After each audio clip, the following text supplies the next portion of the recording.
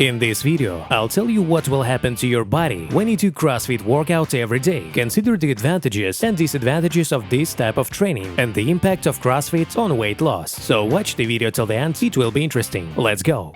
CrossFit is a system of exercises, the purpose of which is the versatile development of muscle through the development of strength and endurance. CrossFit also develops many other useful physical qualities: coordination of movements, agility, flexibility, endurance of the cardiovascular system.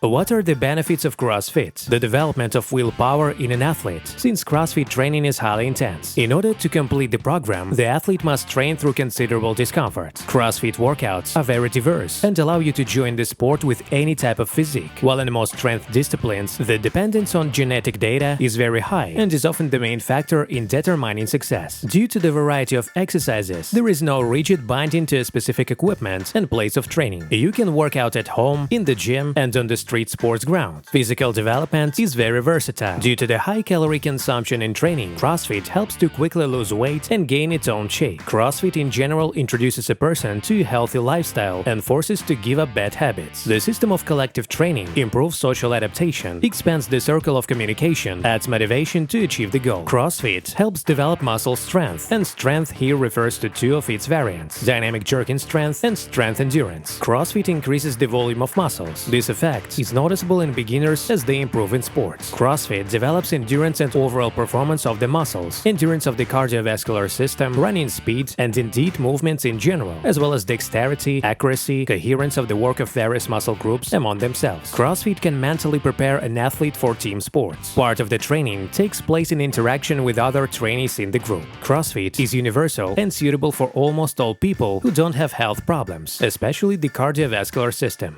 Is CrossFit good for weight loss? CrossFit workouts are very intense. Pauses between exercises are minimal or non-existent, while a significant part of the training is aerobic exercise. This leads to the fact that a large number of calories are burned during CrossFit exercises. The percentage of subcutaneous fat is reduced. Thus, CrossFit training combined with proper nutrition is very effective for losing weight and burning fat. There are training programs specifically designed to focus on weight loss. Is CrossFit suitable for beginners? Yes, but subject to a competent selection of exercises and a gradual increase in the volume and complexity of training. The beginners should begin their workouts with relatively simple exercises. The range of sports equipment and movements in CrossFit is simply huge, and it's simply impossible to start doing everything at once. Gradual increase in loads and the same gradual development of the technique of new exercises is the key to successful progress in CrossFit. The choice of exercises for the first training program should correspond to the beginner's physical form. It is useless to include a set of 15 pull-ups in the program if a person is not able to pull himself up even once. And of course, you should start training under the guidance of a qualified trainer.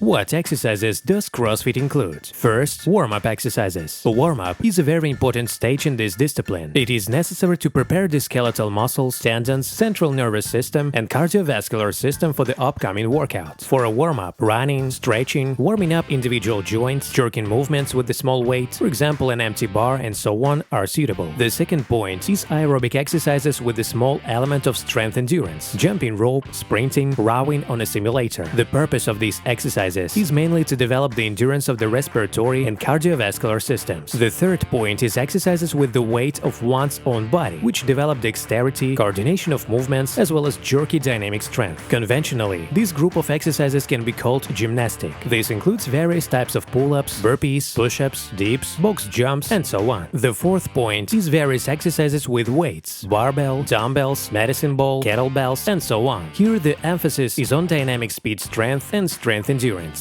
By the way, friends, be sure to watch other videos on this channel. Links are on the screen right now. See you soon!